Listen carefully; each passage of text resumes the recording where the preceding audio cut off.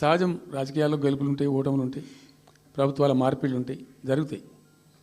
కానీ ఎంత తెలుగు తక్కువ దద్దమ్మ ప్రభుత్వం వచ్చినా, నెక్స్ట్ సక్సెసివ్ గవర్నమెంట్ ఎవరు వచ్చినా రాష్ట్ర ప్రయోజనం కదా ఒక ప్రాజెక్ట్ అంటే. ప్రజలకు నీళ్ళు వచ్చేది కదా, ప్రజలు బ్రతికేది కదా, దాన్ని కొనసాగిస్తారు. ఇప్పుడు ఒక్క తట్టెడు మట్టి కూడా తీయలేదండి. మా గవర్నమెంట్ పోయిన తర్వాత పాలమూరు ఎత్తిపోతల పథకంలో ఒక తట్టెడు మట్టి కనీసం నేను తీయలే. మరి దాన్ని ఎందుకు అబాండన్ చేసినరో, దాని వెనక ఏం ఉద్దేశం ఉందో, ఇంత నిష్క్రియాపరత్వం ఏంది, ఇంత దారుణమైంది. 2 నెట్ సంవత్సరాలు గడిచిపోయినాయి. ఇప్పుడు మేము గమనిస్తున్నాం. మధ్యలో ఏమైంది, కేంద్ర ప్రభుత్వంతో తమాషా. బీజేపీ మొదటి నుంచి మాకు తెలంగాణకు శని అయింది. అది కేంద్ర ప్రభుత్వం ప్రతిదాన్ని వ్యతిరేకించడమే. ప్రతిదానిగా చంద్రబాబు ఎన్డీఏలో చేరడం, ఆయన మాటలు పట్టుకొని వ్యతిరేకించడం, అడ్డంగా ఇష్టం వచ్చిన పద్ధతిలో. మేము బాగా కొట్టాను. మేము ఉన్న రోజులు అనేకమైనటువంటి పోరాటాలు చేసి దాన్ని ఎప్పటికప్పుడు సాధించుకున్నాం. అనుమతులు కానీ ఇంకోటి కానీ మొత్తం 9-10 అవసరం పడతాయి. అందులో 6 అనుమతులు ఆల్రెడీ వచ్చేసినాయి.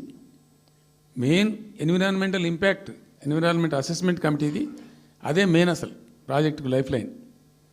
దాని మొత్తం అనుమతులు వచ్చేసినాయి. దాని తర్వాత మిగిలిన అనుమతులన్నీ లాంఛనమే, ఇక ఇచ్చేయాల్సిందే. అది ఇచ్చిందంటే అటువంటి అతి ముఖ్యమైనటువంటి అనుమతి కూడా తెచ్చినాం. అన్నీ వచ్చిన తర్వాత కేంద్ర ప్రభుత్వం మన చంద్రబాబు నాయుడు ఎంపీలు అవసరం ఉంది కదా అక్కడ వాళ్ళకు. ఇప్పుడు ఇద్దరు ఎంపీలు అవసరం కదా, నితీష్ కుమార్, చంద్రబాబు నాయుడు. దానికోసం బీజేపీ ఎంతకైనా దిగజారుతుంది. ఆడ ప్రభుత్వం నిలబెట్టుకోవాలి కాబట్టి ఎంతకైనా దిగజారి ఆయన మాట పట్టుకొని డిపిఆర్ను వాపసు పంపించారండి. మేము ఉన్న రోజులు రాలే డిపిఆర్ వాపసు.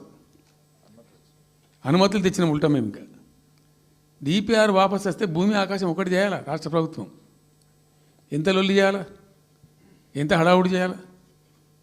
ఆల్ పార్టీ డెలిగేషన్ తీసుకుపోవాలి. అవసరం వస్తే మేము వడ్లు కొనకపోతే పోయి ఢిల్లీలో ధర్నా చేసినామండి. మేము అప్పుడు మా గవర్నమెంట్ ఉన్నప్పుడు రైతులు పండించిన పంట కొనకపోతే యావత్తు ఎమ్మెల్యేలు, క్యాబినెట్ అందరం పోయి ఢిల్లీలో ధర్నా చేసి కేంద్ర ప్రభుత్వం మెడలు వంచినాం. మేము 80 లక్షల టన్నులు మనకి తీసుకుంటామనేటువంటి ఒప్పందం మీద సంతకం చేయించుకొని వచ్చినాం.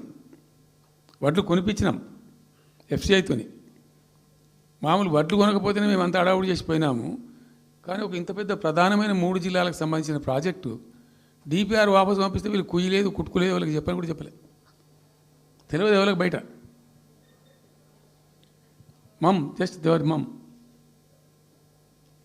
ఇంకా బాధాకరమైన అంశం ఏంటంటే